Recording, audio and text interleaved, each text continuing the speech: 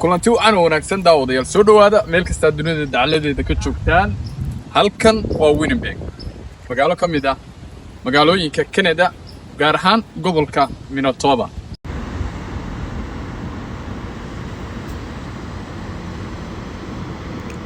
mawaago dilaacayba ma dhibicseer ma weyda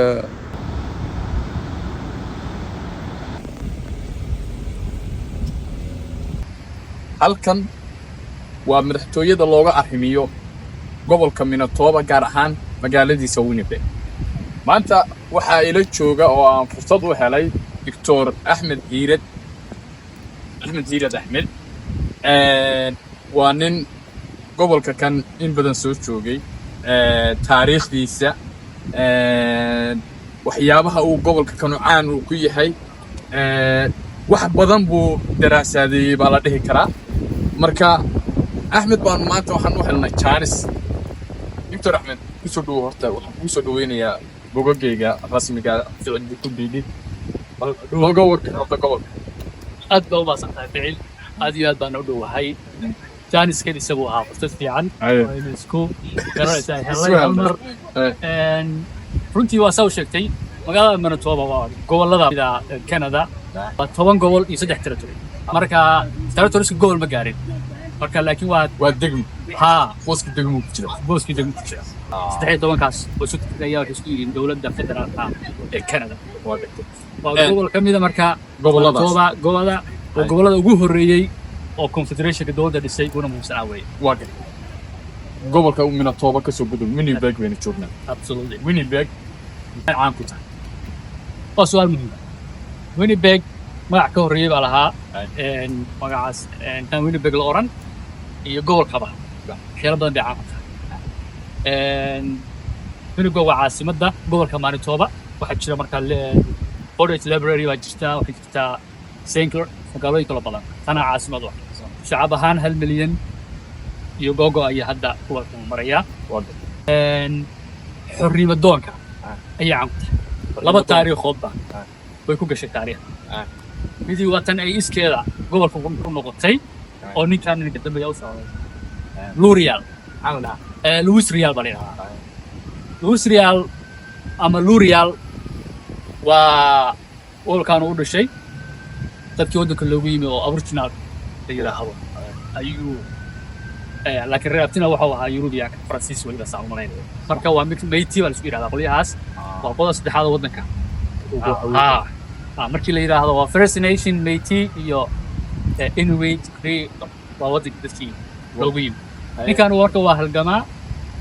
gobolkan iyo xuquuqdooda iyo ayuu qayb weyn ka qaatay ilaa loo aqoonsaday in gobolkan looga dhigo kadibna Saskatchewan iyo gobollo kale dagaalo kale soo ku jira oo gumeystigii barigaas Ingiriiska Francisco waa la jibiyay labada quudud ayaa isku hortiin jiray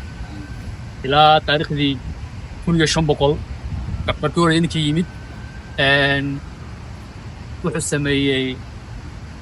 wuxuu maray Canada oo dhan khariidadu jeexay waxa la yiraahdaa Jim Carter khariidada ninkii jeexay kadibna boqortooyooyinkii hore oo Francisco kamid ahaa ayaa ugu horeeyay soo degday gobolkan abara 1500 iyaga ganacsi ka bilaabay Beaver waxa la yiraahdo haragiisa ayaa laga ganacsi jiray xarun ganacsi ee magaaladan ahayd kadibna dagaalo badan oo dhacay kadib Ingiriiska guuleysay Francisco waa la saaray ninkani marka dagaalka wuxuu la galay oday Ingiriiska ah oo la dagaalamay ninkaas ayaa u sabab ahaa inuu gobolkan confederation noqdo loo aqoonsado baarlamaan loo dhiso waliba markii hore waa la qabtay waana la hangigareeyay ceejiba lagu dilay isaga maxkamad baa la saaray waa la ceejiyay kadibna waxa helay wuxuu isku dubariyay ciidamo badan oo isku jira dadka originalka isaga qoladiisu waa meyti dadka waddanka u dhashay iyo European meeshii ayaa iska dhalay marka meyti iyo waxa iska dhalay European marka meyti baa la yiraahdaa marka sida magaciisa ka muuqatana Francis baa reerku ahaa tan qiyaasiyo laakiin waxa weeye abisna wuxuu ahaa waddankan dadkii loogu yimid oo originalka ahaa marka ninkan ciidamo Dubai Saskatchewan gobolkan la yiraahdo gobolkan waxaan oo dhan ayuu caddaankii markaa joogay oo ingiriiska ahaa tokronaaday ayuu dagaal kula galay ilaa ay dhiil la yimaadeen oo heshiis ay wada heshiiyeen markay heshiiyeen ayaana dagaal kaloo ka dhacay Saskatchewan gobol kaloo kan ka baxsan ayaa dagaal lagu qabtay kadibna waa la ceejiyay laakiin hadda waa la xusaa taariikhda meel ka say taaladiisuna waa tan waa ujeeda waana aabihii wadanka street kan la yiraahdo Legimoder waa hooyadiisa loogu magac daray shaaracan highway-gan ay markii dhaka u Legimoder sidana waa hooyadiis isagana shaaracyo badan baa loogu magac daray taaladiisuna waa maalin gaar oo la xusana uu leeyahay si uu ahaayeen Francisco laakiin waa inagu meyti waxaynu naqaynaa dadka dhan لكني ميتي وقف لي الله يرحمه halka kana meyti qabiil baa la dhahaa halka meyti waa qabiilada asalka marka laga soo tago oo dadka wadka loo geeyo original la yiraahdo qabiilka labaad weey oo dadkii iska dhareer Mexico ayaa meyti la yiraahdaa Manitoba lower la jadaydu kulliga waaye ku sheekeynaya taariikhiin xilligii la aasaasay gobolka marka ku soo boqol kilogis dacwo aasaasay kuwan forigina waxay faal isagana wala national muuqata waddankan laba luqadood buu leeyahay oo official language ingiriiska iyo faransiis dhankan English waxa la qoro qaybtan waa faransiis waa sharci waxa la wali wax ka soo dawlad khuseeya ama sharci ama leegalana labada luqadood labada wasiir waa isla hayaan faransiiska iyo wanga gobolkan marka Manitoba waxa uu leeyahay Finland waa gobol laba luqadood dhankan Saint-Vital ama aan iraahdo Saint Bernard oo dhan waa taariikhda luqadoodu waa Francis kaliya Francis ka u degan intaan kale ayaa laakiin gobolkan waa gobolka ugu badan oo Francis looga hadlo goob muhiim ah oo taaganahay naga dambeeya waa aqalkii baarlamaanka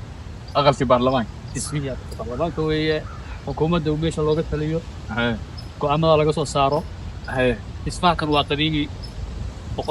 loo boqol sano ku dhawaad ba hadda umaleynaysan yahay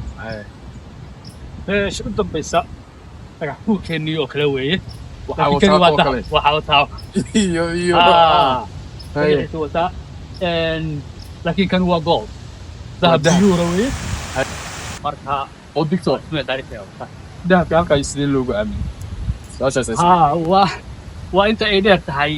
dunida kale nabadgelyada iyo dadkooda inay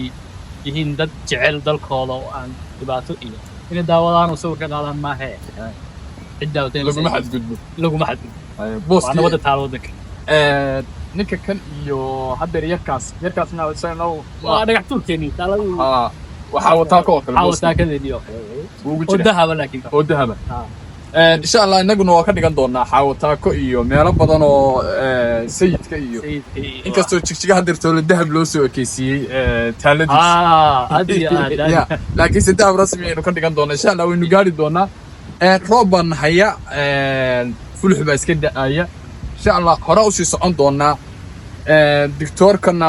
waa inala joogi doonaa sheekooyin badanna dictorku waa haya waa nin hal abuura sheekooyinka curiya sheekooyin badan oo maxay ahayd taay aad ula fajici doontaan waa idin soo duubi doonaa